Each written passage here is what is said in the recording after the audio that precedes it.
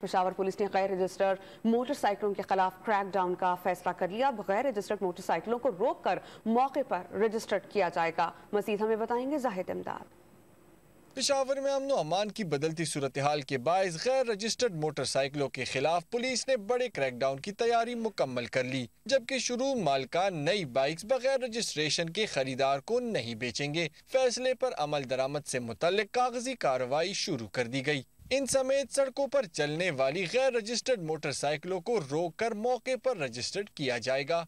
Unregistered bike और unregistered गाड़ियाँ और स्पेशली बाइक वो हम अफोर्ड ही नहीं कर सकते। जो हमारी सिक्योरिटी सिचुएशन है पेशावर की, तो उसमें हम एक्साइज वालों के साथ मिलके उनके ख़िलाफ़ हम क्रैकडाउन शुरू करेंगे। लेकिन पहले हम चाहेंगे कि लोग अवेयर हों और जितने हमारे डीलर्स हैं उनके साथ हमारी मीटिंग स्टार्ट हो गई हैं ताकि उनको भी पता हो कि आइंदा के लिए वो कोई भी बाइक अनरजिस्टर्ड ना दें। दूसरी जानिब पेशावर में बाइक्स डीलर्स ने इस फैसले को फायदा मंद करार दिया है, जबकि शहरी भी इस इकदाम को अमन अमान के लिए अच्छा इकदाम करार दे रहे हैं। टेररिस्ट वाली चीज़ चल रही है तो रजिस्ट्रेशन तो मैं कहता हूँ कि ये लाजमी होनी चाहिए थी, और ये जब रजिस्ट्रेशन करके आए और उसके बाद मोटरसाइकिल उनको डिलीवर की जाए। बहुत अच्छा स्टेप है ये।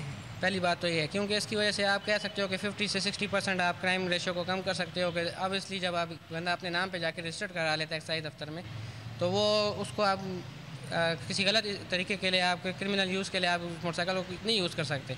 पुलिस हुकाम ने बताया कि गैर रजिस्टर्ड बाइक्स मालिकान को रजिस्ट्रेशन के लिए 15 दिन का वक्त दिया गया है, जिसके बाद क्रैकडाउन का आगाज किया जाएगा, जबकि इससे मुतल्लिक ट्रैफिक पुलिस की जानिब से आगाही मुहिम भी चलाई जा रही है। कैमरामैन शबीर हुसैन के साथ जाहिद इमदाद, डॉन न्यूज़, पेशावर।